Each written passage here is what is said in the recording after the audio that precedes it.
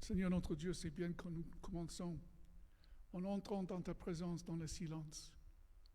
Ainsi, nous sommes devant ta majesté. On ne les bouge pas. On peut simplement t'admirer.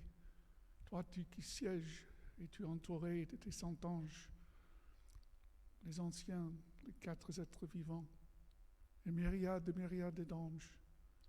On lève les yeux vers toi, mais par la foi, nous savons que nous sommes dans ta présence, en Jésus-Christ, qui est à ta droite. Et ce matin, Seigneur, nous voulons te rendre un culte qui soit digne de toi. Et pour le faire, c'est toi qui opères en nous le vouloir et le faire. Et ce n'est pas ton Esprit Saint seul que nous sommes capables de te rendre un culte.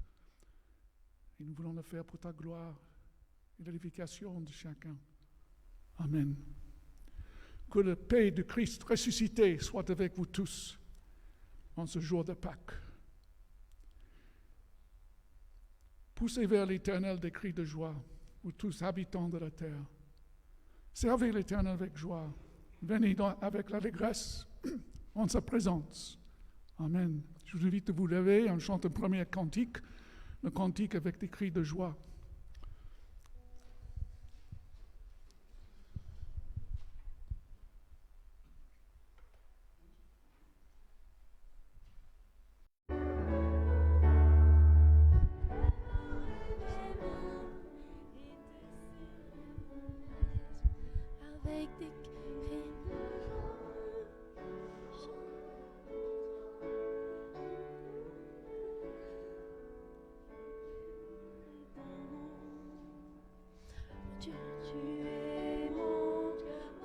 Tu es mon Dieu. C'est pas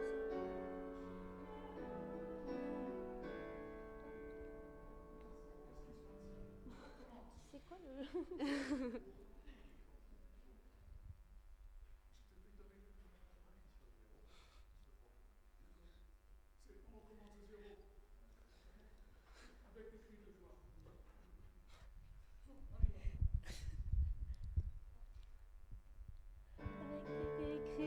Joie, ma soif de toi, aride desséchée. Avec des cris de joie, je chanterai pour toi. J'élèverai mes mains, je bénirai ton nom. Avec des cris de joie, je chanterai pour toi. J'élèverai mes mains, je bénirai ton nom. Dans ton temple j'ai vu, dans ton temple j'ai vu ta gloire et ta puissance, ta gloire et ta puissance. Je bénirai ton thé, je dirai ta bonté, bien meilleure que la vie.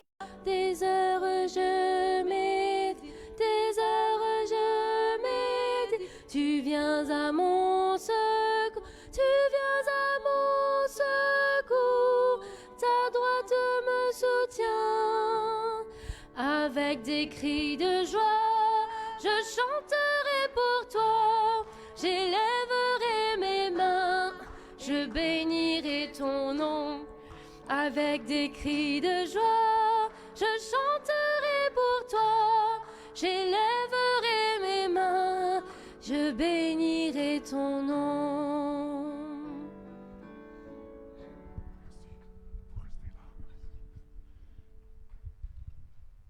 Oh, pardon, revenez les filles. On enchaîne avec un deuxième cantique, Lumière du monde.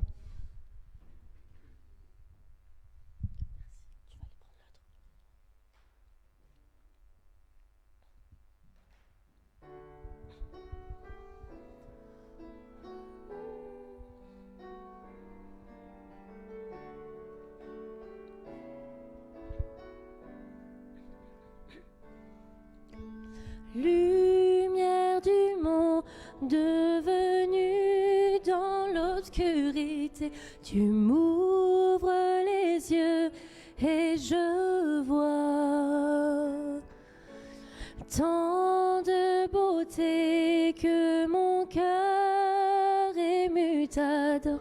Je sais que ma vie est en toi.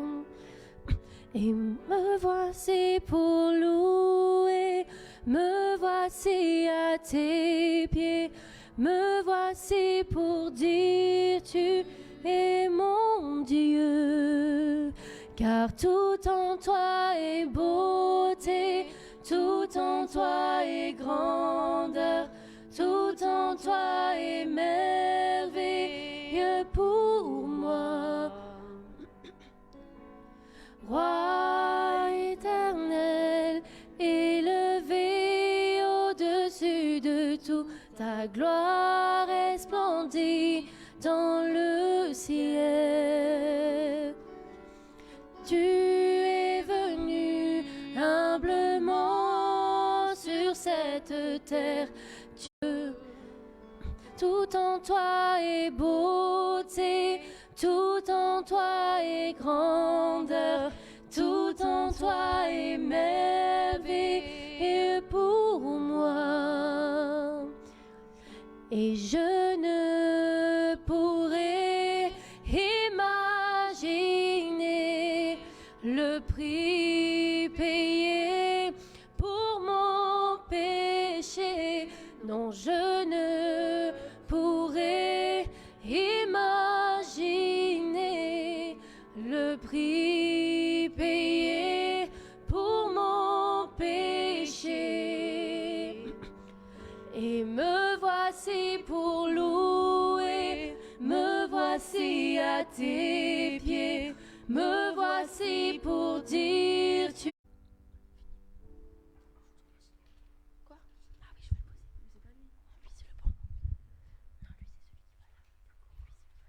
Non, lui, c'est celui qui va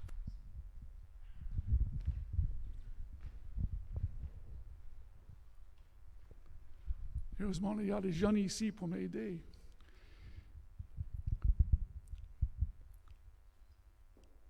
Allons acclamer l'Éternel. Lançons une joyeuse clameur vers le rocher de notre salut. Allons au-devant de lui pour célébrer. Avec des psaumes, lançons vers lui une joyeuse clameur. Quand l'Éternel est un grand Dieu, il est un grand roi au-dessous de tous les dieux. Il tient dans sa main les profondeurs de la terre et les sommets des montagnes sont à lui. La mer est à lui. C'est lui qui l'a faite. La terre aussi, ses mains l'ont formée.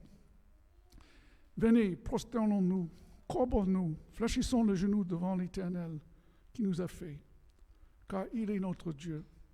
Et nous sommes le peuple de son pâturage, le troupeau que sa main conduit. Le Seigneur, et j'aimerais bien vous guider un peu. Je vous invite à louer le Seigneur pour sa grandeur, sa sainteté, sa gloire en Jésus-Christ, sa pureté et ses perfections. Louons le Seigneur.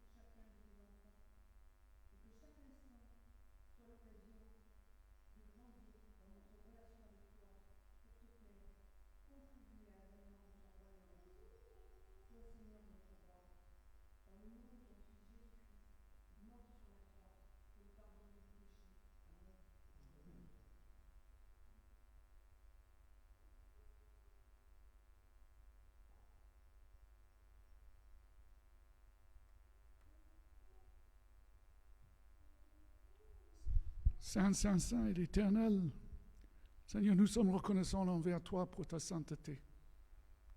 Tu es parfait dans tous tes attributs. Nous inclinons devant toi, sachant qu'il n'y a pas la moindre ombre de péché ni de défaut. Et en plus, tu es amour. C'est ton nom, tu es amour. Tout le reste coule de cela. Ton amour est parfait. Ton amour est saint. Et dans ton amour, tu nous as choisis de partager ton éternité avec toi. On ne peut même pas commencer à réaliser l'ampleur de cette promesse et les changements qui vont avoir lieu avec ton retour sur la terre, Seigneur. Quand tu vas essuyer nos larmes, quand tu vas ressusciter les morts, quand tu vas transformer tout le cosmos. Nous te louons quand nous ne pouvons pas saisir ce que tu as réservé pour nous, tes enfants. C'est comme nos petits-enfants, ils ne peuvent pas comprendre ce que les parents, les grands-parents ont réservé pour eux. Et c'est encore plus majestueux avec toi, parce que tu es infini, tu es éternel. Et on va te émerveiller pour toute l'éternité. Nous te louons pour cette grandeur, ta sainteté, ta gloire. Seigneur, nous te bénissons que tu es pur et parfait. Alléluia. Amen. En priant et reconnaissance pour la sainteté de Dieu et ses attributs, moi personnellement, ça m'invite à la repentance parce que je vois combien je suis décalé avec la volonté de Dieu.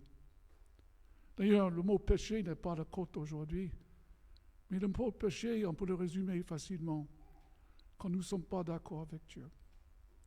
On est rebelle à sa volonté. C'est aussi simple que ça. Chacun ici est conscient qu'on n'est pas d'accord avec Dieu. Pour les raisons propres à chacun. Et Dieu appelle ça péché. On n'aime pas ça, parce qu'on pense qu'on est jugé. Mais personne ne juge pas nos propres âmes. Un jour, Dieu va juger les vivants et les morts. Mais aujourd'hui, si vous entendez sa voix, humiliez-vous, reconnaissez vos péchés, confessez vos péchés. Faites en sorte que votre confession soit sincère, avec un cœur contrit et humble, rempli de reconnaissance. Et ajoutez cela, la reconnaissance pour son pardon et sa grâce. Je vous invite maintenant à prendre un instant, dans le silence de vos cœurs, de confesser devant le Seigneur vos propres fautes, vos propres péchés, et d'implorer son pardon, sachant qu'en Jésus-Christ, il est prêt à vous pardonner. Mais il faut le demander. Je vous invite à cette prière dans le silence de vos cœurs.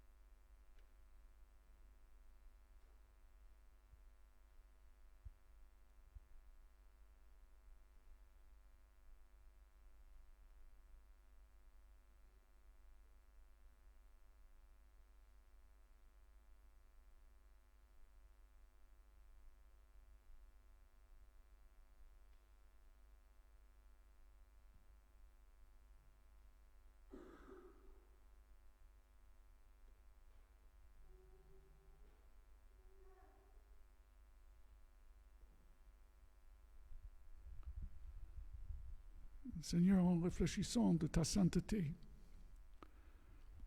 ta pureté, ta gloire, ton grandeur, tes perfections, on s'incline devant toi pour confesser nos péchés devant toi et pour te demander ton pardon que tu nous accordes par ta grâce en Jésus-Christ. Seigneur, non seulement on veut te demander pardon, mais on veut aussi confesser que nous croyons que dans ta miséricorde, et suite à une confession ainsi, tu nous pardonnes. Mais on ajoute, Seigneur, on a l'ardent désir de changer notre attitude et de vivre selon ta volonté. C'est pourquoi, Seigneur, avec David, nous pouvons prier, fais-nous grâce, Seigneur, selon ta bienveillance, selon ta grande compassion, efface mes crimes, lave-moi complètement de ma faute et purifie-moi de mon péché, quand je reconnais mes crimes et mon péché constamment devant moi. J'ai péché contre toi seul. Je fais ce qui est mal à tes yeux, en sorte que tu seras juste dans ta sentence, sans reproche dans ton jugement. Amen.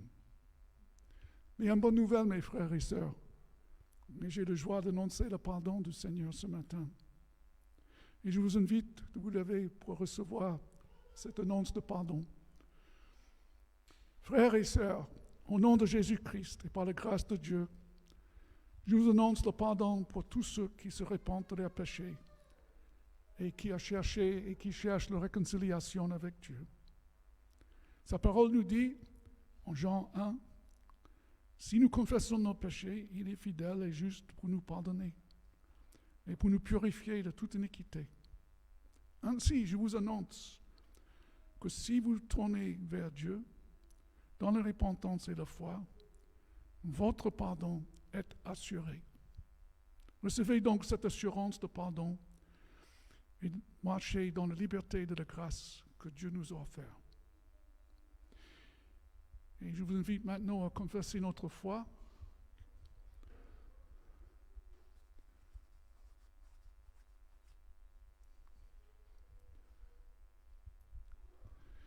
Tous ensemble, je crois en un seul Dieu, créateur du ciel et de la terre, qui s'est révélé en trois personnes distinctes, mais égales en essence, le Père, le Fils et le Saint-Esprit. Je crois en Jésus-Christ, le Fils unique de Dieu, né de la Vierge Marie, pleinement Dieu et pleinement homme.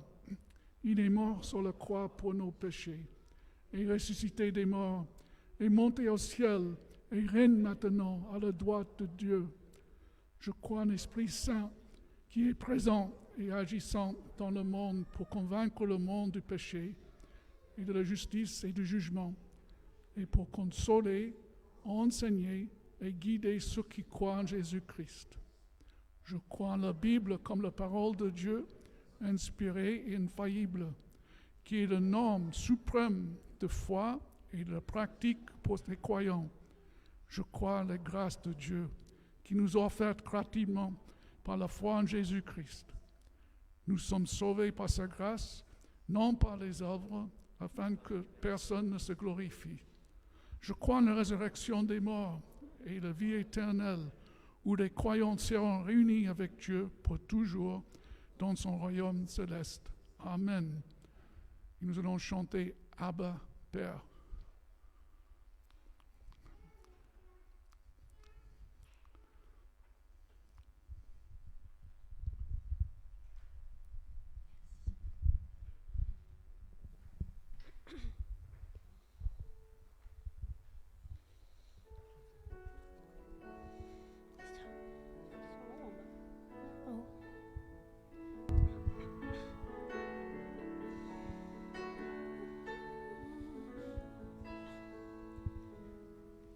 Bien avant le chant qui créa l'univers,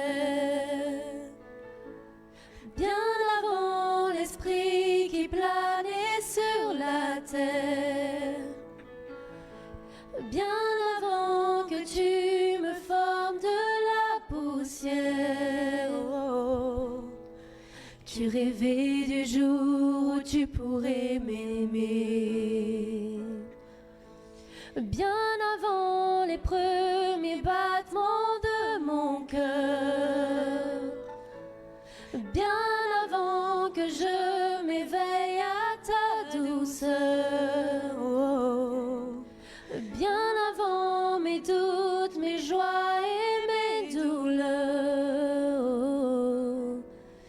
Tu rêvais du jour où je pourrais t'aimer.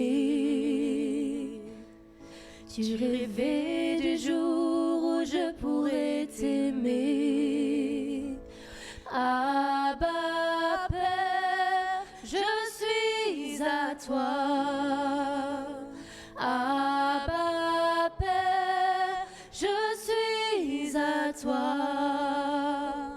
Abba Père, je suis à toi. Abba Père, je suis à toi. Bien avant que Jésus marche sur la terre, bien avant le Fils qui nous montre le Père, bien avant les cieux sur moi soient ouverts. Oh, tu rêvais du jour où tu pourrais m'aimer. Bien avant que mon péché brise son cœur, bien avant que coule le sang et la sueur, bien avant les clous, le froid et la douleur. Oh, tu rêvais du jour où je pourrais t'aimer. Tu rêvais du jour où je pourrais t'aimer. Abba Père, je suis à toi. Abba Père, je suis à toi. Abba Père, je suis à toi. Abba Père, je suis à toi. Abba Père, je suis émerveillée, saisie par l'immensité de ton amour pour moi. Abba Père, si grande est ta tendresse, ton cœur est grand ouvert et je viens plonger dans tes bras. Abba Père, je suis à toi. Abba Père, je suis à toi. Abba Père, je suis à toi. Abba Père, je suis à toi.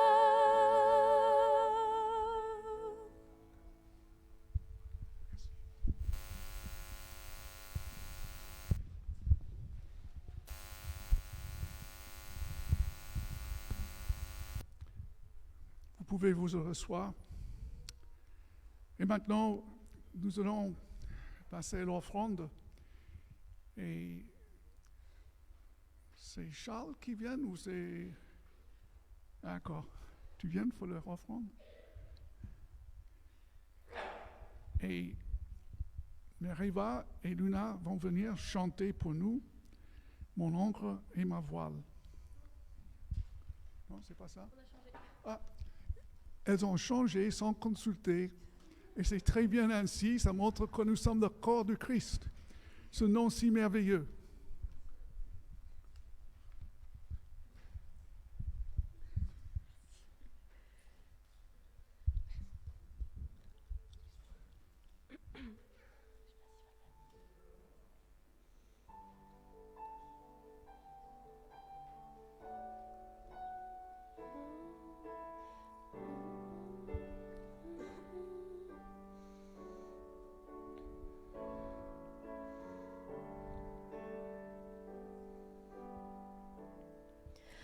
Tu étais là dès la création, Fils unique du Dieu très haut. Les mystères de ta gloire révélés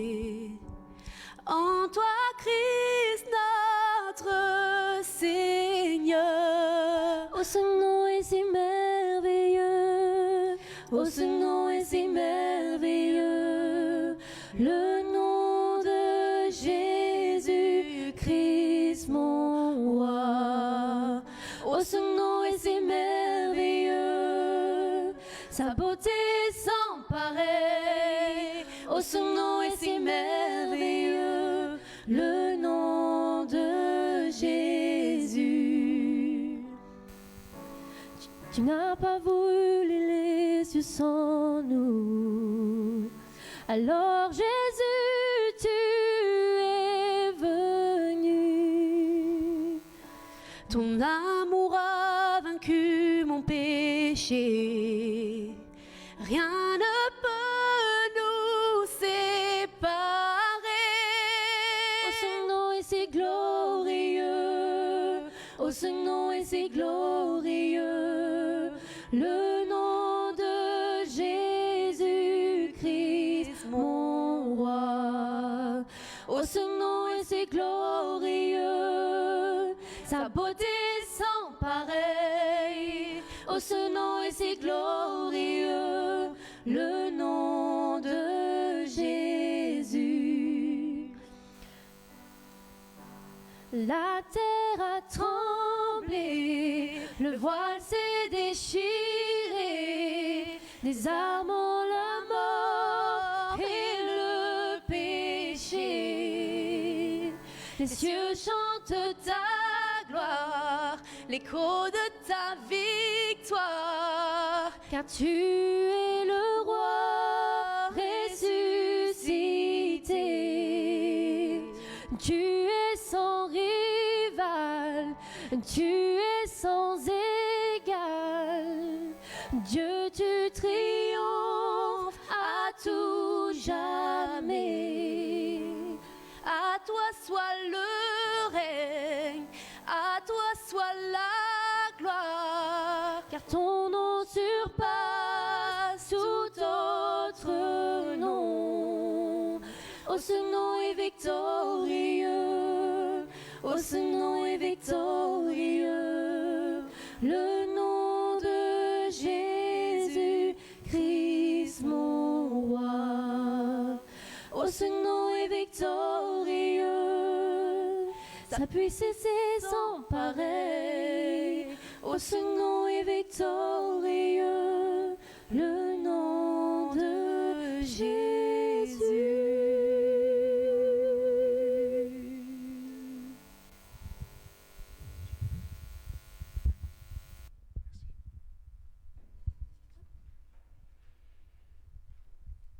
Je vous invite à la prière.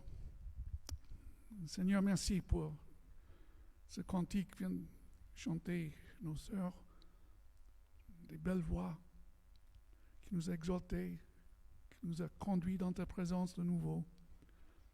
Merci Seigneur que dans le corps de Christ, tu as distribué tes dons. Et en plus, on vient de partager un petit peu de ce que nous a accordé pour faire vivre cette communauté, pour que ton royaume vienne, que les efforts missionnaires s'élargissent. Seigneur, merci pour la générosité de ton peuple ce matin. Veuille bénir ceux qui ont la charge de gérer cet argent. Et c'est dans ton nom, Jésus, que nous te prions.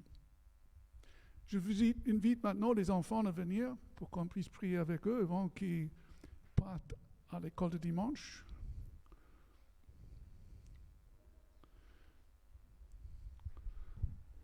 Venez ici, les enfants, devant. Venez devant, ici. Venez là. Voilà, ici au milieu. Comme ça, tout le monde peut vous voir. Bien.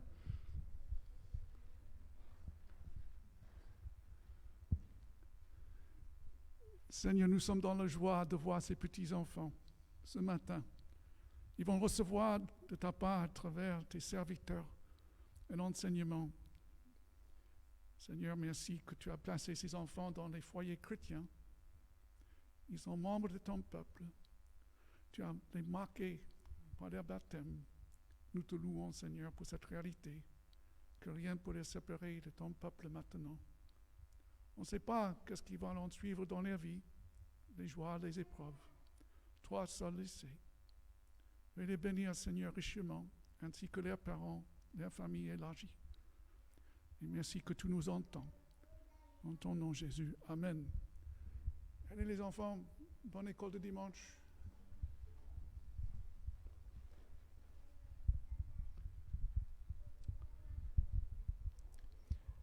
Je suis dans la joie ce matin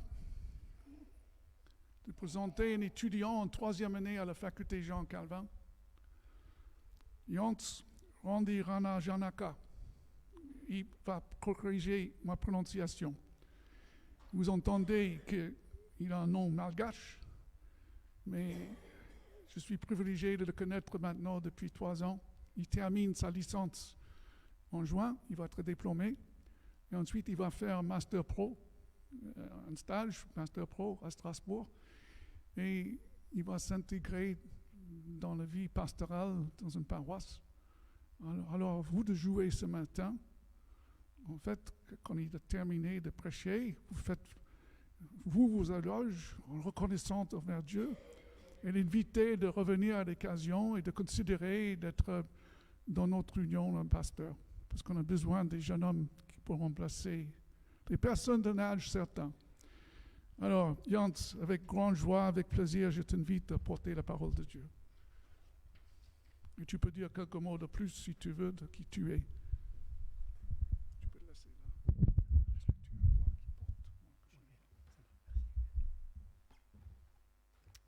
Bonjour à tous.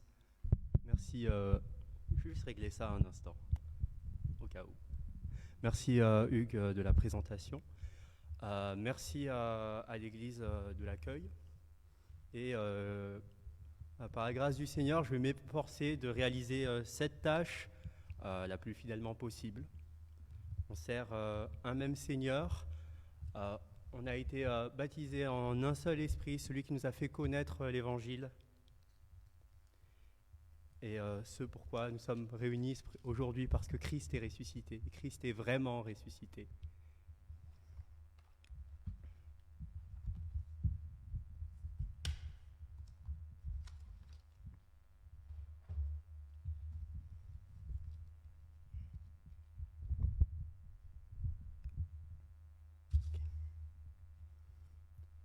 Donc, dans le monde évangélique, nous parlons beaucoup de la vie parfaite de Jésus-Christ, de ses miracles, nous parlons beaucoup de ses paroles et surtout de la mort sur la croix, mais on ne parle pas suffisamment de la résurrection et encore moins de l'ascension.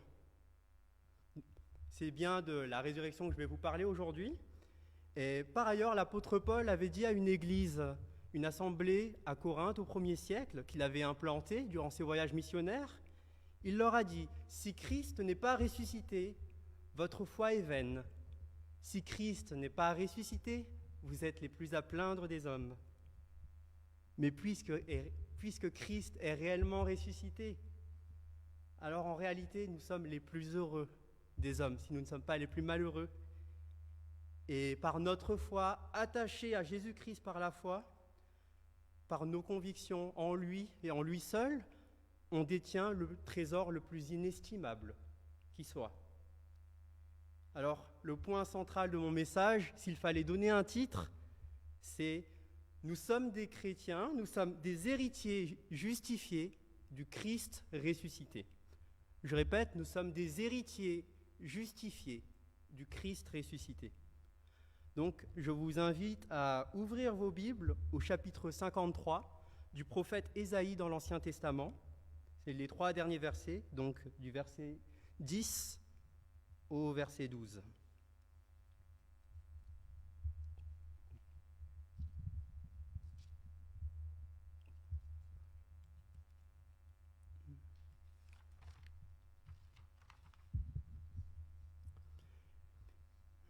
Il a plu à l'Éternel de le briser par la souffrance.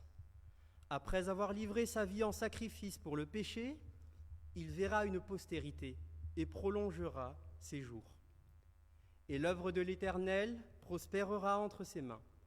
À cause du travail de son âme, il rassasiera ses regards. Par sa connaissance, mon serviteur juste justifiera beaucoup d'hommes, et il se chargera de leurs iniquités. C'est pourquoi je lui donnerai sa part avec les grands. Il partagera le butin avec les puissants, parce qu'il s'est livré lui-même à la mort, et qu'il a été mis au nombre des malfaiteurs, parce qu'il a porté les péchés de beaucoup d'hommes, et qu'il a intercédé pour les coupables. Jusqu'ici la parole de l'Éternel, et je vous invite à la prière. Seigneur Jésus, nous le confessons et nous le croyons, tu es mort, tu es ressuscité. Tu as donné l'Esprit promis, tu intercèdes auprès du Père pour nous. Viens nous éclairer, viens nous montrer la gloire de ta résurrection. Fais-la briller dans nos cœurs et que ta vérité soit reçue. Amen.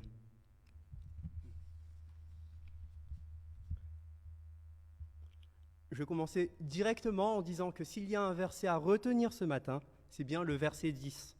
Il résume le plan de salut de Dieu en Jésus-Christ, le Dieu qui s'est fait chair pour souffrir beaucoup d'atrocités à la place d'un peuple qu'il a aimé dès avant la fondation du monde. Non seulement il est mort, non seulement il a souffert, mais il a ressuscité pour justifier, pour libérer, pour absoudre, pour délivrer totalement ce peuple et le faire vivre éternellement. Je lis, « Il a plu à l'Éternel de le briser par la souffrance. Après avoir livré sa vie en sacrifice pour le péché, il verra une postérité et prolongera ses jours. L'œuvre de l'Éternel prospérera entre ses mains. » Vous vous souvenez du titre du message ? Héritier justifié du Christ ressuscité. La toute première partie de ce passage parle de ses souffrances pour nous et de sa mort. Dieu qui l'a brisé par la souffrance, sa vie livrée en sacrifice pour le péché, il ressuscitera et il verra sa postérité, c'est-à-dire les enfants de Dieu, c'est-à-dire nous, qui sommes la postérité de Dieu. Ceux qui ont cru en lui sont appelés enfants de Dieu, dit Jean dans le prologue, dans le premier chapitre de l'Évangile.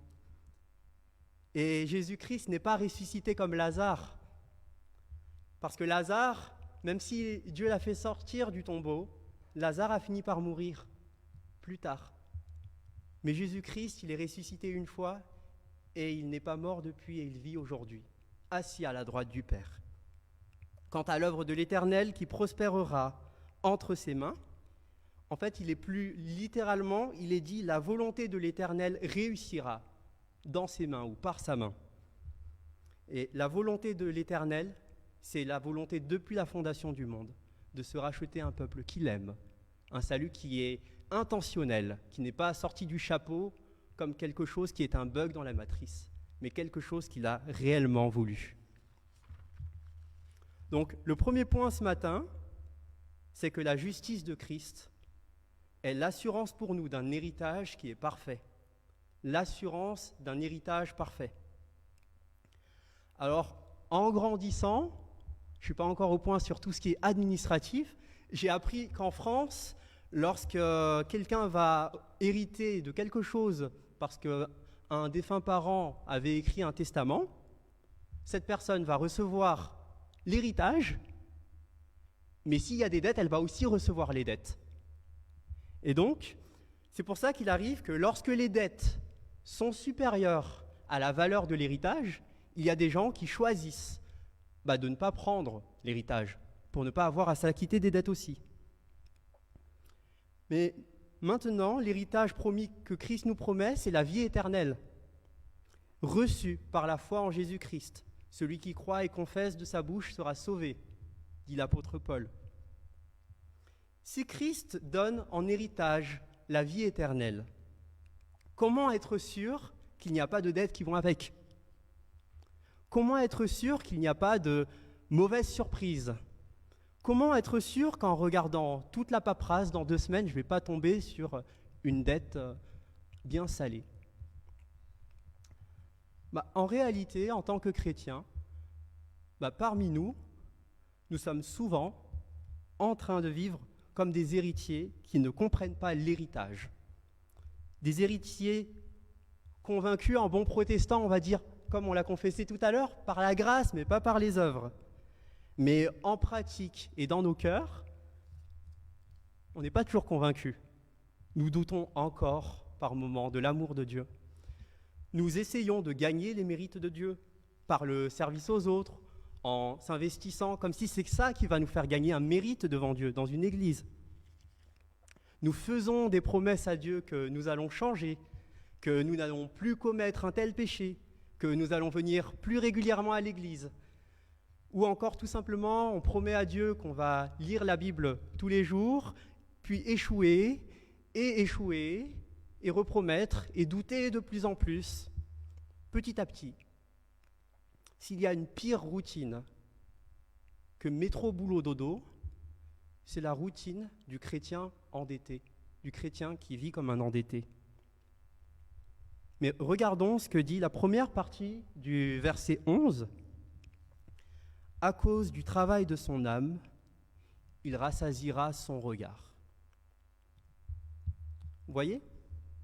Pas le travail de mon âme, pas le travail de votre âme, pas le travail de notre âme, le travail de son âme. Son âme. Il a rempli les clauses de tout contrat. Il n'a jamais péché. Je parle de Jésus. Il n'a jamais péché toute sa vie. Il n'a jamais agi, pensé, nourri la méchanceté. La sexualité déréglée, la lassitude vis-à-vis de notre relation avec le Père, le mensonge, l'injustice. Jésus n'a jamais connu de telles choses. Il ne les a jamais commises.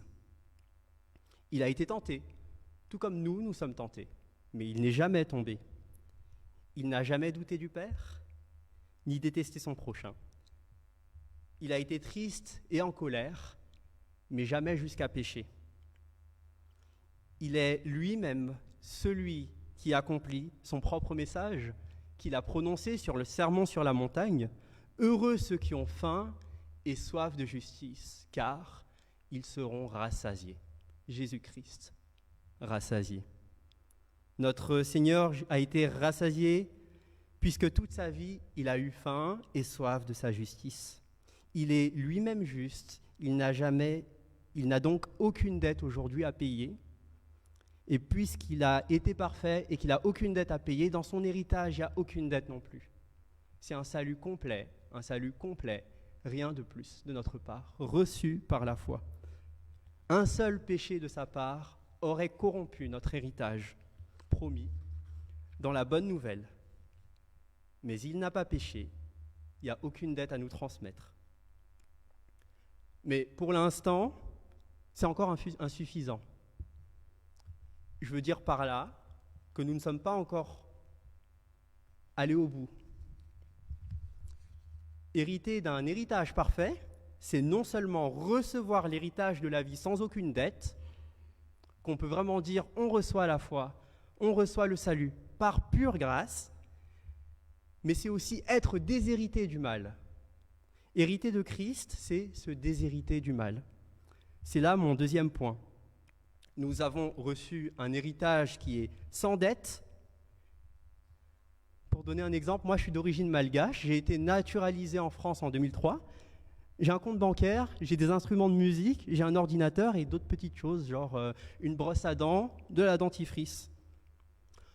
J'ai appris que l'État français est endetté de 3 000 milliards d'euros. Et si je me disais, j'offrais tous mes biens pour aider l'État français, je vais offrir peu de choses pour une dette de 3 000 milliards d'euros. Vous avez compris, je passe pour un guignol dans ce cas-là. Maintenant, imaginons, même si j'ai 3 000 milliards d'euros, même si j'ai la somme exacte de la dette et que je la donne à l'État français, il va continuer à s'endetter après. Ça ne va pas l'empêcher de s'endetter un jour. Ce qu'il faudrait, c'est d'un héritage non seulement qui ne comporte aucune dette, comme nous l'avons vu en premier point, mais aussi que nous soyons nous-mêmes débarrassés de nos propres dettes à nous. Les dettes d'auparavant, les dettes d'aujourd'hui, mais aussi toutes les potentielles dettes que nous aurions potentiellement accumuler dans le futur de notre vie, même en tant que chrétien. Parmi les dettes que nous traitons encore, nous avons les péchés d'hier, d'aujourd'hui, de demain, mais nous avons aussi la mort. Tous ces péchés, la maladie, la mort sont ce qui semble des dettes visibles, des choses qui ne plaisent pas, mais pourtant elles sont bien là. La Bible dit que tous ont péché, et c'est une réalité que nous voyons encore aujourd'hui. La Bible dit que le salaire, le dû, la récompense du péché, c'est la mort. Et cette mort est non seulement physique, mais aussi spirituelle. En d'autres termes, comment est-ce possible d'être à la fois héritier de Christ, mais aussi d'être justifié? Lisons la deuxième partie du verset 11. Par sa connaissance, mon serviteur juste justifiera beaucoup d'hommes, et il se chargera de leur iniquité. Tout à l'heure, j'ai parlé de son obéissance parfaite à la loi du Père. Cette obéissance qui fait que dans cet héritage, il n'y a pas de dette en plus qu'on prend. Et c'est ce qu'on appelle l'obéissance active du Christ. Mais il y a aussi une autre obéissance qui est nécessaire à l'Évangile. Et c'est l'obéissance, celle dont Paul l'apôtre parle dans la lettre aux Philippiens. Peut-être que vous connaissez le passage. Existant en forme de Dieu, il n'a point regardé son égalité avec Dieu comme une proie à arracher. Mais il s'est dépouillé lui-même en prenant une forme de serviteur, en devenant semblable aux hommes, et il apparut comme un vrai homme. Il s'est humilié lui-même, se rendant obéissant jusqu'à la mort, même jusqu'à la mort de la croix. Christ qui meurt sur la croix comme un agneau qu'on mène à l'abattoir. Christ qui le fait volontairement, intentionnellement. C'est cela la connaissance dont on parle. Peut-être que vous avez déjà lu ou entendu dans les psaumes et les proverbes, la crainte de l'Éternel est le commencement de la sagesse. On ne parle pas de la même sagesse à cet endroit-là. La sagesse dont on parle ici, c'est une sagesse pratique, une sagesse manuelle, une sagesse de je sais ce qui va se passer, une sagesse de qu'est-ce que je dois faire. Il y a la sagesse de discernement et il y a la sagesse, je sais me servir d'un magnétophone parce qu'il y a un manuel ou parce que je sais c'est quoi les règles. Et par sa connaissance, par cette connaissance-là, Christ sait qu'il doit venir mourir, qu'il doit venir vivre justement. Mais Christ sait aussi qu'il doit ressusciter. Toutes ces choses-là, il le sait, il les a sues d'avance.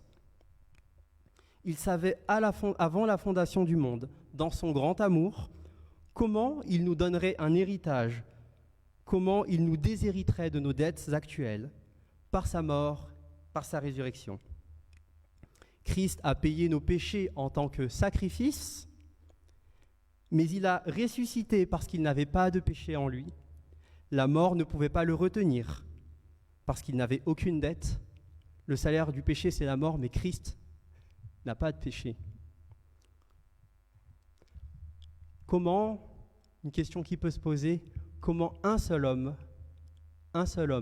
Christ seul, qui meurt, peut-il faire en sorte que plusieurs hommes soient sauvés? Pourquoi ce n'est pas un homme contre un homme, mais c'est un homme pour toute une masse de pécheurs? Parce que Christ ne vaut pas une vie humaine. Christ ne vaut pas 2 vies humaines. Christ ne vaut pas 5 vies humaines. Christ ne vaut pas 10 vies humaines. Christ ne vaut pas 7 milliards de personnes. Christ vaut plus que tout l'univers. Christ est celui qui a créé l'univers. L'apôtre Paul dit que tout a été créé pour Christ, tout a été créé en Christ, tout a été créé par Christ. Quelle est la valeur d'une telle chose? Quelle est la valeur de Christ? C'est Dieu lui-même. et la valeur, elle est infinie. C'est pour ça que rien ne peut nous séparer de l'amour de Dieu si aujourd'hui nous avons reçu Jésus-Christ. Son sacrifice et sa résurrection d'une valeur infinie. Donc on n'a plus de dette. Telle est la grâce insondable de notre Dieu, mais aussi il efface toutes nos dettes. Par son esprit, nous croyons, nous devenons une nouvelle créature, libre de l'aimer et de le servir, plutôt qu'esclave du péché et de la mort. Telle était notre condition auparavant. Et dans son amour, il meurt, il ressuscite et il vit éternellement. Nous résumons, comme j'ai commencé ce message, nous résumons souvent l'Évangile à ces éléments-là, qui sont fondamentaux, certes, mais pas les seuls, la mort et la résurrection.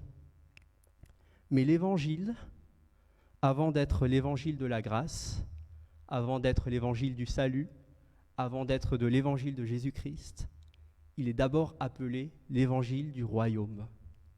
Si vous lisez Matthieu, c'est comme ça que le premier évangile, c'est comme ça que l'évangile nous est d'abord présenté.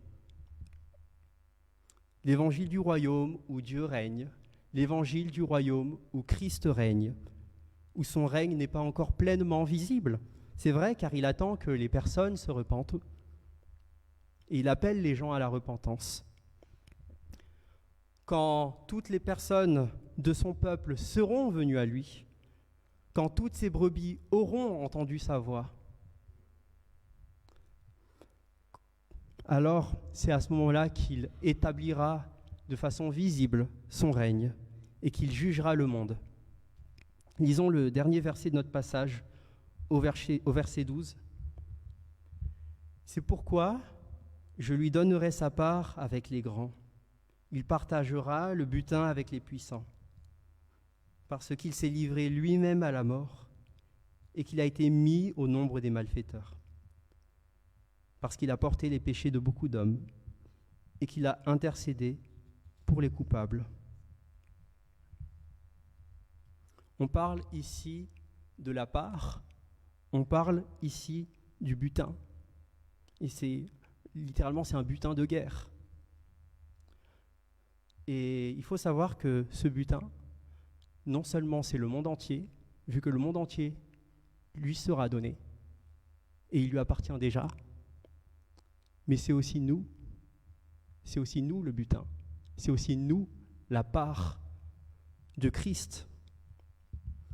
Il n'est pas question d'une nation particulière ou mystérieuse lorsque le passage de la parole nous dit « Je lui donnerai sa part avec les grands » ou « Il partagera le butin avec les puissants ».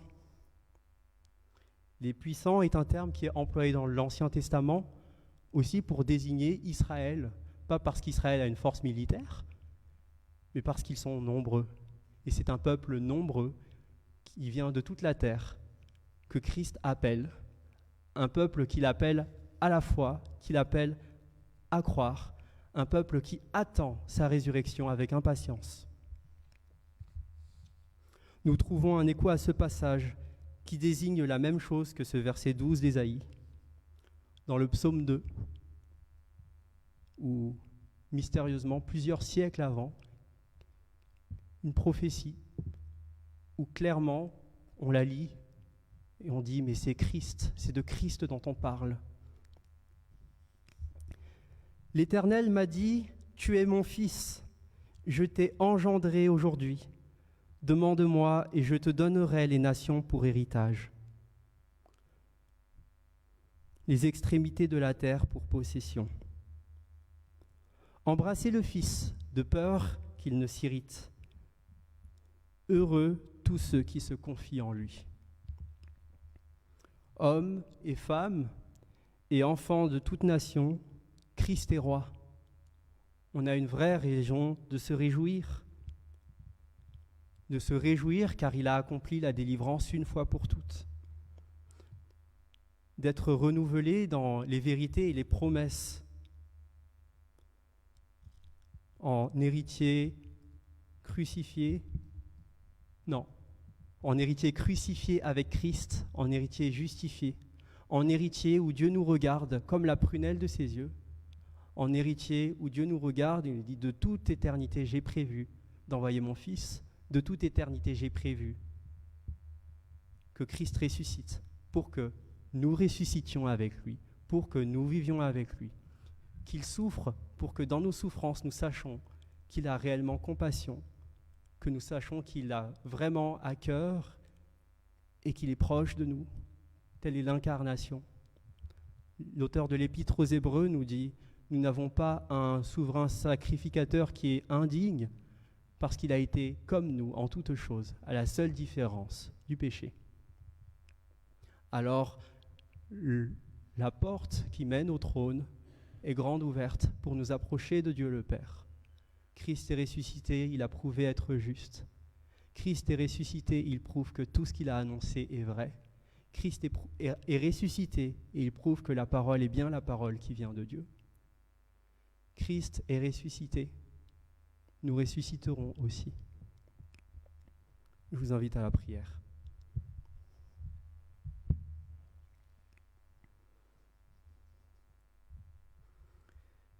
Seigneur mon Dieu, ta parole est la vérité. Sanctifie-nous par ta vérité. Donne-nous la force d'attendre avec ardeur le moment où nous te verrons, ou le moment où tu nous rappelleras. Roi ressuscité, fais briller cette lumière dans nos cœurs. Aussi imparfait soit le message, nous savons que le fond est vrai, que tu es ressuscité, que tu nous aimes, que tu as donné ta vie pour des pécheurs qui ne te connaissaient pas. Merci pour cette assurance qui est vraie. Amen.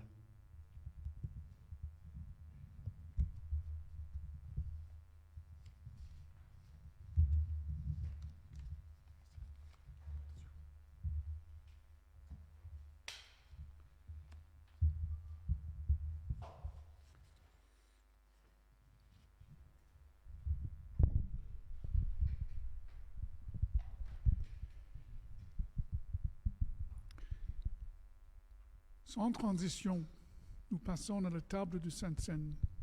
Excusez-moi juste un instant. Voilà. Et pourquoi?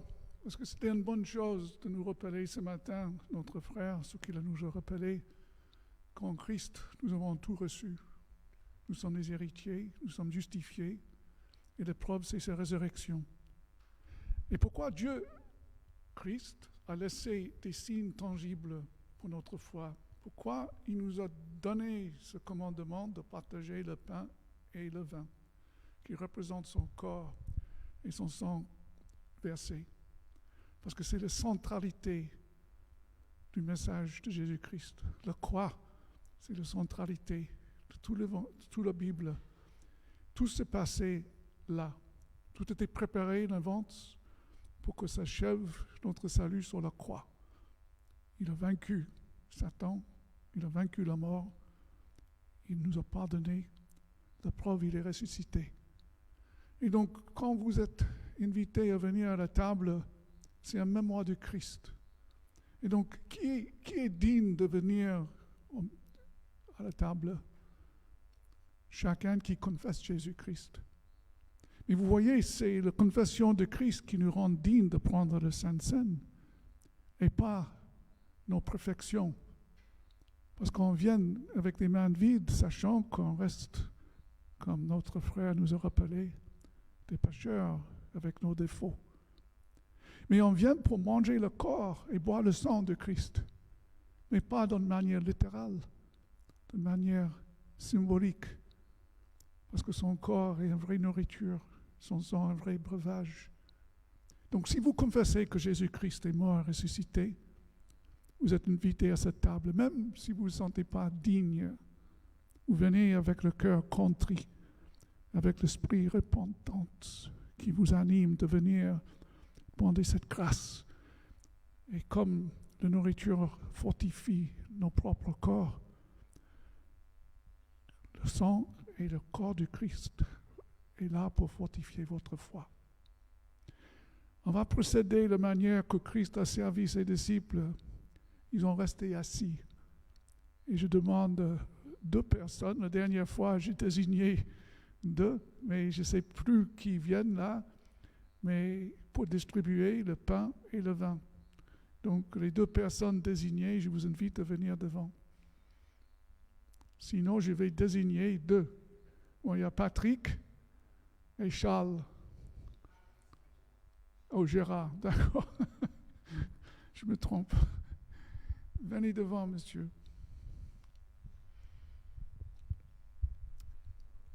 Non, on n'est pas prêt. On n'est pas prêt, Gérard. Attendez juste un instant. Merci. Le Seigneur Jésus, dans la nuit, il fut livré, prit du pain, et après avoir rendu grâce, le rompit et dit, « Ceci est mon corps qui est donné pour vous. Faites ceci en mémoire de moi. » De même, après avoir soupé, il a pris la coupe et dit, « Cette coupe est la nouvelle alliance en mon sang. Faites ceci en mémoire de moi. Toutes les fois que vous en boirez, car toutes les fois que vous mangez ce pain et que vous buvez cette coupe, vous annoncez la mort du Seigneur jusqu'à ce qu'il vienne. » Donc il ne faut pas le manger de manière indigne. Autrement, vous êtes coupable envers le sang et corps de Christ. Donc chacun est invité de s'examiner soi-même, ainsi qu'il mange le pain et boive la coupe, selon la volonté du Seigneur.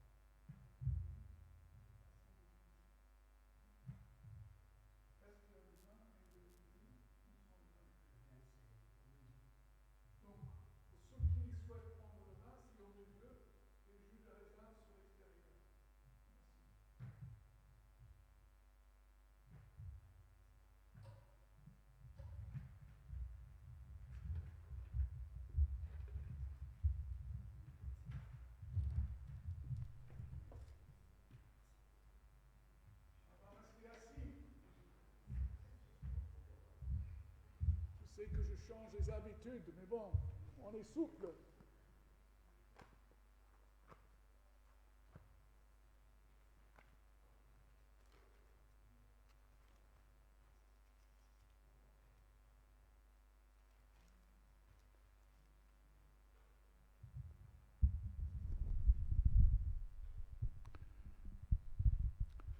Jésus leur dit, « Moi je suis le pain de vie. Celui qui vient à moi n'aura jamais faim. Et celui qui croit en moi n'aura jamais soif. Tout ce que le Père me donne viendra à moi, et je ne jetterai point dehors celui qui vient à moi. Car je suis descendu du ciel pour faire non ma volonté, mais la volonté de celui qui m'a envoyé. Or voici la volonté de celui qui m'a envoyé, que je ne perds rien de tout ce qu'il m'a donné, mais que je les ressuscite au dernier jour. Voici en effet la volonté de mon Père, que quiconque voit le Fils et croit en lui ait la vie éternelle, et je le ressusciterai au dernier jour. Quiconque a entendu le Père et reçoit son enseignement, vienne à moi. Ce n'est pas que personne ait vu le Père, sinon celui qui vient de Dieu. Lui a vu le Père. En vérité, je vous dis, celui qui croit à la vie éternelle.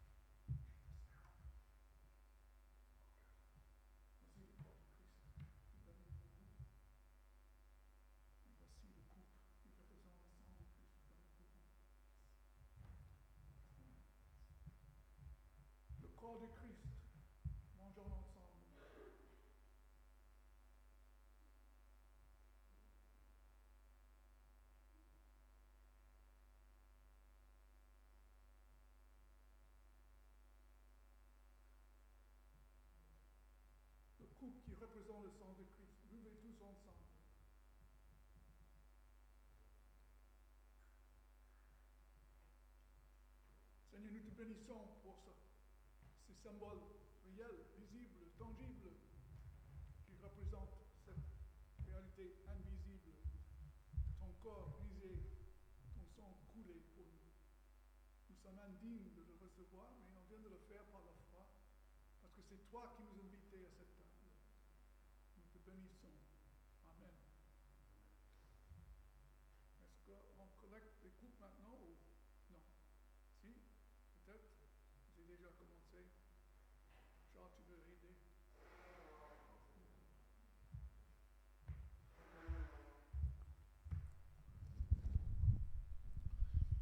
Et on va chanter un autre cantique, et je demande à Minerva et Luna de venir, grande et merveilleuse. Et après cela, il y aurait un temps pour les annonces, avant l'exhortation finale, bénédiction et un dernier chant.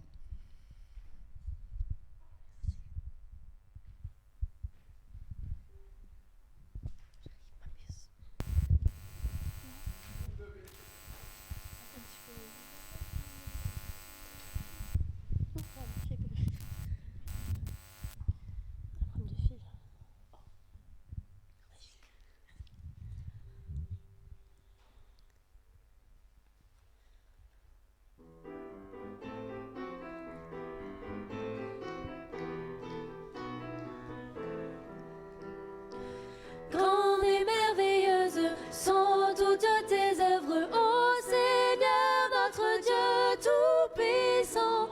Juste et véritable dans toute ta volonté, toi le roi éternel, qui sur la terre et dans le ciel est semblable à toi. Tu règnes sur tout l'univers, Dieu d'Israël. Un jour devant toi, tout genou fléchira, toute langue te bénira. Alléluia, alléluia, alléluia, amen. La la la la la, la la la la la la, la la la la la, la la la la la la,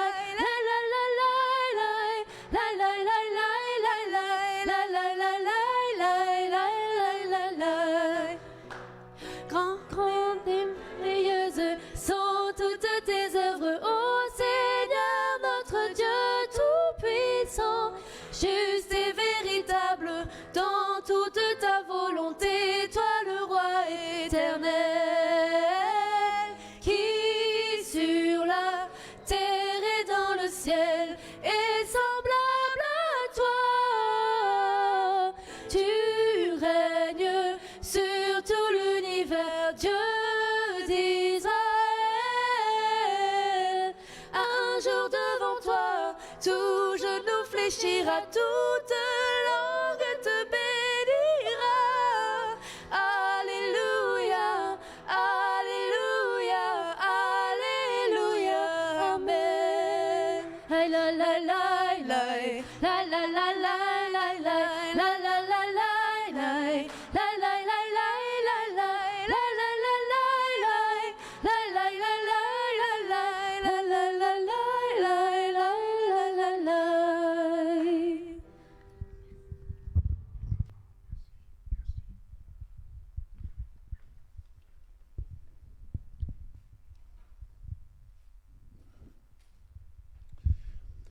Anne-Marie, tu veux venir?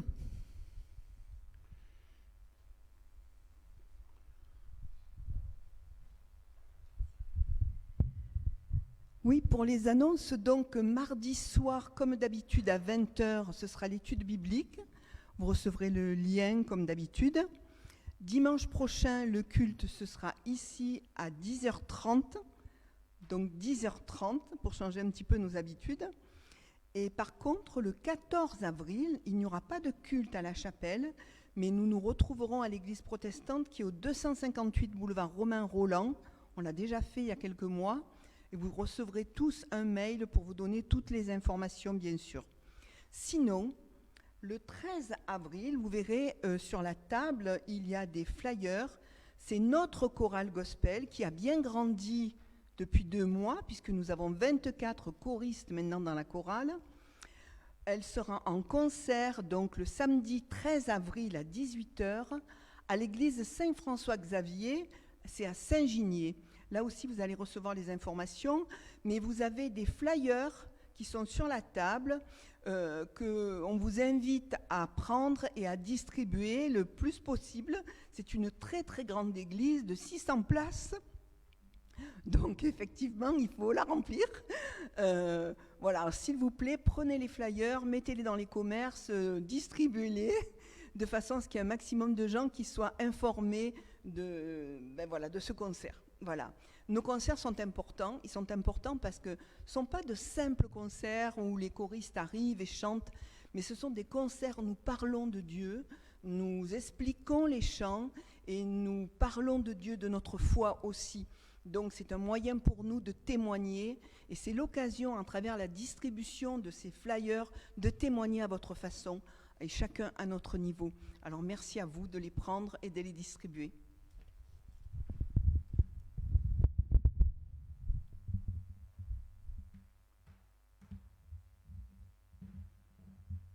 Juste renforcer ce que Anne-Marie vient de dire, ces concerts sont formidables. La manière que les personnes qui s'impliquaient chantent, les explications qui sont données sont très édifiantes. Alors venez nombreux si vous pouvez être là. Écoutez cette exhortation du Seigneur. Le corps corruptible aura revêtu d'incorruptibilité, et ce que corps mortel aura revêtu d'immortalité.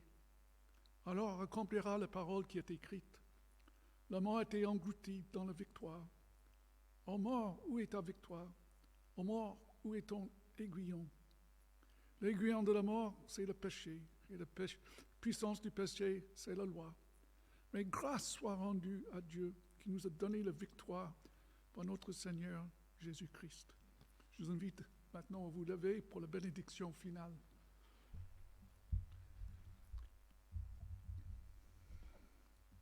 À celui qui peut vous préserver de toute chute et vous faire paraître devant sa gloire irréprochable dans l'allégresse. À Dieu seul, notre Sauveur, par Jésus-Christ, notre Seigneur, soit gloire, majesté, force et autorité, dès avant tous les temps, maintenant et dans toute l'éternité. Amen. Et nous chantons un dernier cantique qui est la tradition des protestants depuis toujours, à toi la gloire.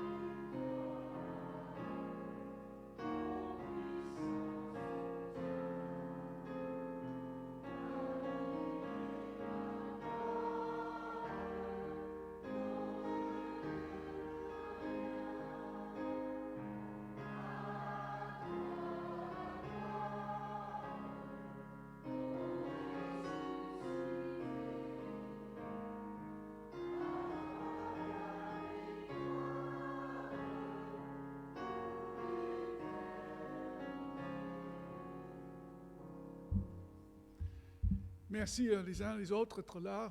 Merci à Jans, merci à Manevar et Luna.